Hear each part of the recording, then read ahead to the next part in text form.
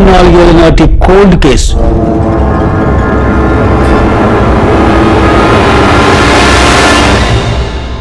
(1992) Vatva family mystery. YouTube వాళ్ళు నాకు పెద్ద పరీక్ష పెట్టారు. దాంట్లో పాస్ అయ్యేసరికి వీడియో డిలీట్ అయింది, క్షమించాలి. Welcome to sugar free mystery files. గుజరాత్లోని అహ్మదాబాద్ నగరం వట్వా ప్రాంతంలోని కుతుబ్ నగర్లో ఒక ఇల్లు చాలా ఏళ్లుగా నిర్మానుష్యంగా పడి ఉంది.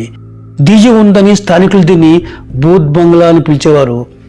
ఆ ఇంట్లో నివసించిన ఎవ్వరూ ప్రశాంతంగా ఉండలేకపోయారు. రా రా అని ఎవరో పిలుస్తున్నట్లు, ఎవరో నడుస్తున్నట్లు అడుగుల చప్పుళ్ళు, వింత శబ్దాలు వినిపించేవంట. ఆశ్చర్యకరంగా ఈ వింత అనుభవాలు కేవలం ఆ కుటుంబ సభ్యులకు లేదా అక్కడ అద్దెకు దిగిన వారికి మాత్రమే జరిగేవి. చుట్టుపక్కల వారికి ఏమీ వినిపించేవి కావు, అనిపించేది కాదు.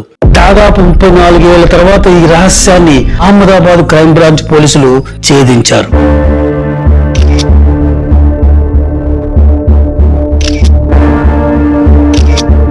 ఈ కథ 1992 కాలానికి చెందింది. అహ్మదాబాద్ లోని జమాల్పూర్ ప్రాంతంలో శంషాదుద్దీన్ ఖేడ్వాలా తన భార్య, పిల్లలు మరియు అన్నయ్య ఇక్బాల్ కుటుంబంతో కలిసి ఉమ్మడిగా నివసించేవాడు. శంషుద్దీన్ మొదట్లో టాక్సీ డ్రైవర్ గా పనిచేసి ఆ తర్వాత కన్స్ట్రక్షన్ అంటే మేస్త్రీ కాంట్రాక్టర్ గా మారి ఆర్థికంగా స్థిరపడ్డాడు. అయితే 2010 తర్వాత ఆ కుటుంబంలో పరిస్థితులు మారిపోయాయి. వ్యాపారం మందగించడం, కుటుంబ సభ్యులు తరచూ అనారోగ్యానికి గురి కావడం ప్రారంభమైంది. అంతేకాకుండా ఇంట్లో ఎవరో అదృశ్యక్తి తిరుగుతున్నట్లుగా శంషుద్దీన్, అతని అన్న ఇక్బాల్ గమనించారు. రాత్రిపూట శంషుద్దీన్ కు భయంకరమైన కలలు వచ్చేవి. ఎవరో ఒక మహిళ తమ కుటుంబంపై పగ తీర్చుకోవాలని చూస్తున్నట్టుగా అతను భావించేవాడు. ఇక్కడి నుంచి కట్ చేస్తే ఇంకో ఇల్లు. జమాల్పూర్ కు 7 కిలోమీటర్ల దూరంలో ఉన్న కుతుబ్ నగర్ అంటే పట్వా పోలీస్ స్టేషన్ పరిధిలోని ఒక ఇంట్లో సాలియా బేబీ అనే మహిళ తన కుటుంబంతో ఉండేది. అక్కడ కూడా 1992 నుండి ఇలాంటి భయానిక వాతావరణమే ఉండేది. సేమ్ టు సేమ్ రారా అని పిలుస్తున్నట్టు, నడుస్తున్నట్టు అడుగుల శబ్దాలు, సేమ్ టు సేమ్ ఆ ఇంట్లో లాగానే ఇక్కడ కూడా సాలియా బీబీ కుటుంబం దాదాపు 18-19 ఏళ్లు ఈ భయాన్ని అనుభవించింది. మరి ఈ 2 ఇళ్లకు గల లింక్ ఏంటి? ముందు మన కథలో తెలుస్తుంది. 2012లో దెయ్యం భయంతో సాలియా బీబీ మరణించింది. ఆ వెంటనే శంషుద్దీన్ స్నేహితుడు అబ్దుల్ కరీం కూడా సేమ్ దెయ్యం భయంతో చనిపోయాడు. ఈ అబ్దుల్ కరీం అనే క్యారెక్టర్ కూడా చాలా ఇంపార్టెంట్ ఉంది ఈ స్టోరీలో. ఇలా ఉండగా 2015 శంషుద్దీన్ గుండెపోటుతో మరణించాడు. కానీ నిజానికి శంషుద్దీన్ చనిపోలేదు. చనిపోయినట్టు ప్రచారం చేసి భయంతో ఆ కుటుంబం జమాల్పూర్ ఇల్లు వదిలి వేరే చోటికి పారిపోయారు. 2019-20 సాలియా బీబీ ఇల్లు కూడా పూర్తిగా ఖాళీ అయిపోయి పాడుపడి బూతు బంగ్లాగా మారింది. ఎంతో మంది భూత వైద్యులకు చూపించారు, ఎంతో డబ్బు ఖర్చు పెట్టారు. మన ఇక్బాల్ చేతిలో డబ్బులు ఖాళీ అయిపోయి తప్ప ఏ మతం వాళ్ళు ఆ ఇంటి పట్టిన దెయ్యాన్ని వదిలించలేకపోయారు. ఒక పవర్ఫుల్ తాంత్రికుడి ఎంట్రీతో స్టోరీ 2026లో పెద్ద ట్విస్ట్, ఊహించిన మలుపు తిరిగింది.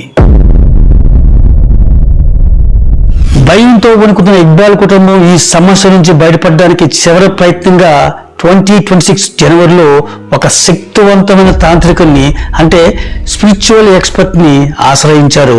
ఆ తాంత్రికుడు కేవలం పూజలు మాత్రమే చేయకుండా మీ కుటుంబానికి ఎందుకలా జరుగుతుంది, మీకు మాత్రం ఎందుకలా జరుగుతుంది, గతంలో ఎవరికైనా అన్యాయం చేశారా అని గట్టిగా నిలదీశాడు. డాక్టర్స్ కి, లాయర్స్ కి ఏది దాయకుండా నిజాలే చెప్పమంటారు మన పెద్దలు. అలా మన తాంత్రికుడు కూడా చెప్పమని నిలదీశాడు. దాంతో ఇక్బాల్ ఒక పెద్ద ఫ్లాష్ బ్యాక్ చెప్పేశాడు. అది నేను నీవు కరెక్ట్ ప్లేస్ లో చెప్పాల్సిన టైంలో చెప్తాను. ఆ తాంత్రికుడు సూచన మేరకు ప్రతి శుక్రవారం సాయంత్రం వట్వాలోని పాటుపడిన సాలియా బీబీ ఇంట్లో ప్రత్యేక పూజలు అంటే రిచువల్స్ చేయడం ప్రారంభించాడు. పొగ, ఆ క్షుద్ర మంత్రాల శబ్దాల వల్ల స్థానికులకు అనుమానం వచ్చి పోలీసులకు చెప్పారు.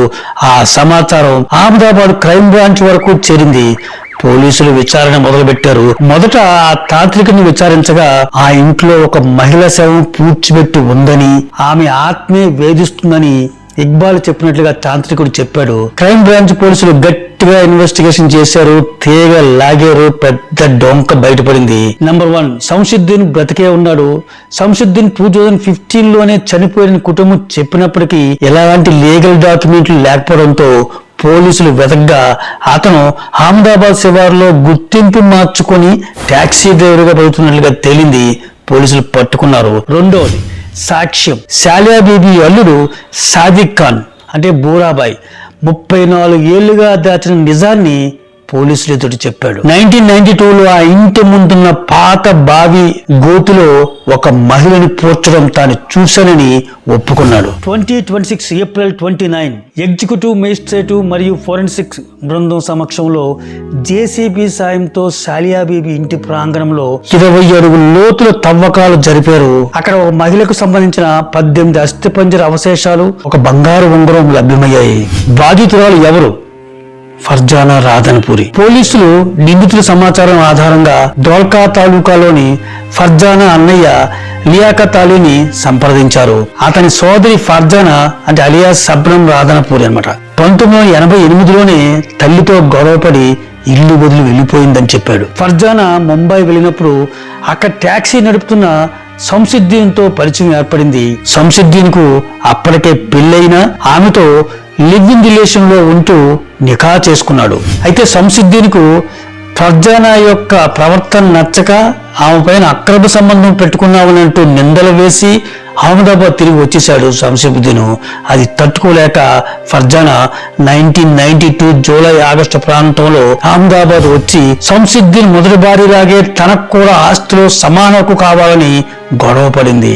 మొదటి భార్యకి ఈ విషయం తెలిస్తే సంసారం మొత్తం కూలిపోతుందని భయపడిన సంసిద్దీన్ తన స్నేహితుడు అబ్దుల్ కరీం సహాయం కోరాడు. అబ్దుల్ కరీం తన ఆర్థికంగా రుణపడి ఉన్న సాలియా బీబీ ఇంట్లో ఫర్జానా ఉంచేందుకు ఏర్పాట్లు చేశాడు. నాటకం ఆడాడు. ఒక వర్షం పడుతున్న రాత్రి సాలియా బీబీ కుటుంబ సభ్యులు పెళ్లికి వెళ్లిన సమయంలో సంసుద్దీన్, అతని అన్న ఇక్బాలు, స్నేహితుడు అబ్దుల్ కరీం కలిసి నిద్రిస్తున్న ఫర్జానా గొంతు నొక్కి హత్య చేశారు. చంపిన తర్వాత ఇంటి బయట ఉన్న పాత బావిలో శవాన్ని పడేసి మట్టితో పూడ్చారు. అనుమానం రాకుండా మరుసటి రోజు సంసుద్దీన్ దానికి సిమెంట్ కాంక్రీట్ వేసి పక్కాగా మూసివేశాడు.